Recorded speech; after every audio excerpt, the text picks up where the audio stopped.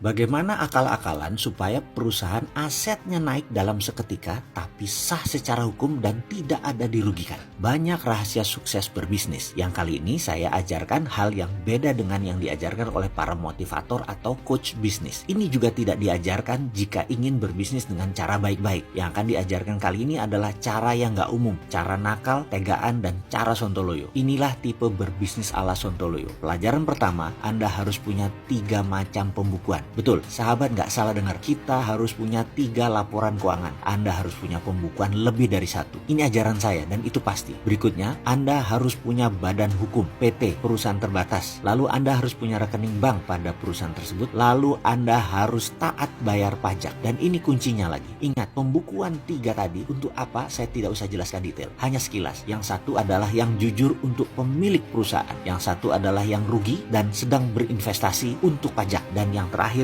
bagus untuk investor. Bagaimana mengkombinasikannya agar sah, baik di mata pajak dan negara, baik di mata investor, dan baik di mata pemilik. Disinilah video ini bertujuan. Nanti kita akan sampai di sana setelah pelajaran berikutnya tentang membuat holding. Jadi pelajarannya tentang holding dulu. Holding bisa diciptakan di awal dengan membangun anak usaha atau beberapa perusahaan bergabung menciptakan holding. Saya lebih suka yang kedua karena itu lebih mudah ngakali bank. Saya coba menjelaskan cara membuat holding. Misalnya si A memiliki usaha dengan nilai aset 100, B mempunyai usaha dengan nilai aset sama juga 100, C memiliki bidang usaha yang sama juga nilainya 100. Ketiganya sepakat membuat holding PT ABC. Masing-masing menyerahkan 100 ke PT ABC. Jadi PT Holding ABC nilainya 300 sekarang. Ini adalah akuisisi 100% ke holding. Pembukuan di PT A, Anda memang sudah memiliki 100. Di pembukuan PT ABC, si A juga memiliki 100 atas aset tersebut. Betul, begitu melihatnya ya. Jadi di pembukuan yang berbeda tadi, A asetnya kalau dijumlahkan menjadi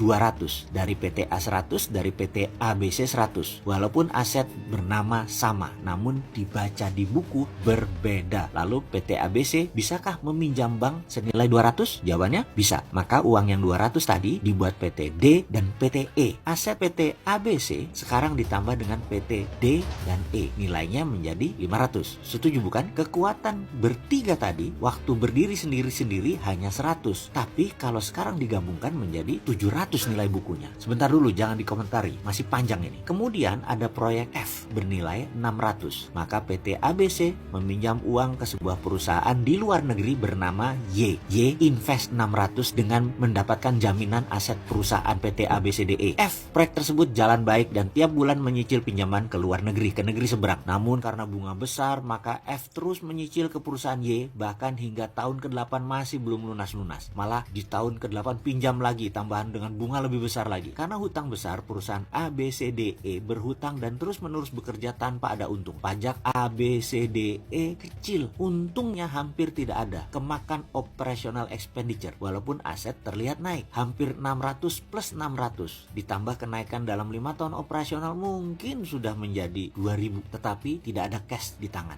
Apa yang terjadi dengan pelakunya? Si A, si B, dan si C. Tahukah Anda bahwa perusahaan yang berinisial Y ternyata milik ABC? Y tidak punya hutang, tapi punya revenue streaming yang solid. Yang dilakukan adalah memindahkan aset ke Y tanpa pihak Indonesia menyadari. Karyawan Y hampir tidak ada. Uang di Y langsung dibagi ke pemilik ABC tadi. Karyawan A, B, C, D, E, dan F semua hidup biasa saja yang di Indonesia itu. Perusahaannya pas-pasan aja. Negara ya dapatnya sedikit lah dari pajak. ABC si individu melakukan transfer pembukuan. ABC hidup sangat layak dan kaya raya. Asetnya ada di ABCDE plus F plus Y. Ya begitulah sisi kecil apa yang seorang Sontoloyo lakukan selama 25 tahun berbisnis. Masih belum ada apa-apanya dibanding yang lain dan masih banyak lagi jurus yang disembunyikan. Kalau sudah berani begini dibuka tujuannya satu, artinya Sontoloyo tidak main kayak beginian lagi. Anggap saja ini sebagai magic reveal, membuka tabir teknik sulap agar pesulap menciptakan ilmu baru lagi. Dan kasihan bagi pesulap junior menjadi garing karena ketahuan semua triknya. Begitu juga dunia bisnis akal-akalan. Kita sudah punya trik baru. Maaf ya.